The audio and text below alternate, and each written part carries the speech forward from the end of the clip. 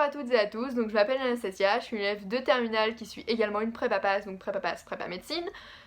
Je suis là aujourd'hui pour vous parler d'anatomie et plus précisément de l'appareil respiratoire. Donc l'appareil respiratoire aujourd'hui on va voir ses quelques généralités, donc ça fera d'office d'introduction pour ce chapitre qui sera assez long je vous avoue, mais après en anatomie on se complique pas la vie, c'est-à-dire que ce sera assez simple, c'est long mais simple parce que on va voir beaucoup de choses en détail etc. Donc ce que vous n'avez pas pu comprendre au niveau des généralités, vous allez pouvoir le comprendre quand on fera le détail de tout finalement, quand on expliquera bien plus en détail.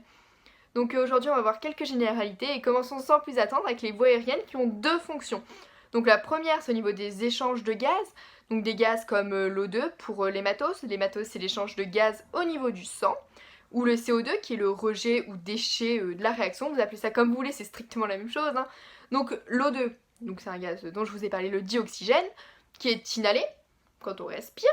Lui il sera transmis à l'hémoglobine ou globule rouge, c'est exactement la même chose encore une fois, afin de produire de l'ATP dans tout l'organisme. L'ATP adénosine triphosphate, sauf qu'ici on ne s'intéressera pas à ça.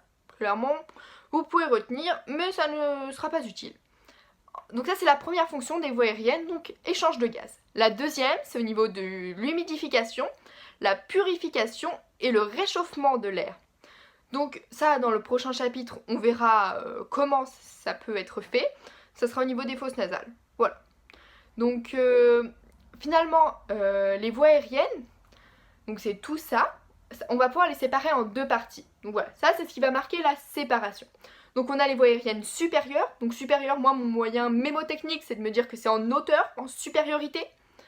Contrairement aux voies aériennes inférieures, qui elles, inférieures pour moi c'est ce qui est bas, en dessous, donc voilà mon moyen mémotechnique. Après vous faites comme vous voulez, donc supérieur, inférieur, donc voilà c'est pas compliqué, encore une fois je vous dis que l'anatomie c'est simple. Donc au niveau des voies aériennes supérieures, on a trois choses à retenir. On a les deux fosses nasales, on en a deux, faut pas oublier, hein. Donc deux fosses nasales. Ensuite on a le pharynx puis le larynx. Donc ça c'est pour les voies aériennes supérieures. Ensuite pour les voies aériennes inférieures, donc qui se composent de l'arbre trachéobronchique. Ça paraît compliqué dit comme ça, mais tout est dans le nom. Trachéo, la trachée, arbre bronchique. Voilà, les bronches, c'est pas compliqué. Donc, les voies aériennes inférieures, ce qui est ici. Donc, dans la continuité du larynx, on va trouver la trachée, voilà, qui est la partie extra-pulmonaire. Et ensuite, on a l'arbre bronchique. Donc là, c'est la partie intra-pulmonaire, donc dans les poumons. Donc voilà, c'est tout pour aujourd'hui. On a vu en détail, enfin pas en détail, mais quelques petites généralités de l'appareil respiratoire. Donc j'espère que ça va vous être utile ou vous a déjà été utile.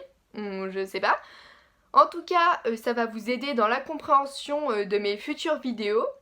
Donc voilà, passez une bonne journée et prenez soin de vous.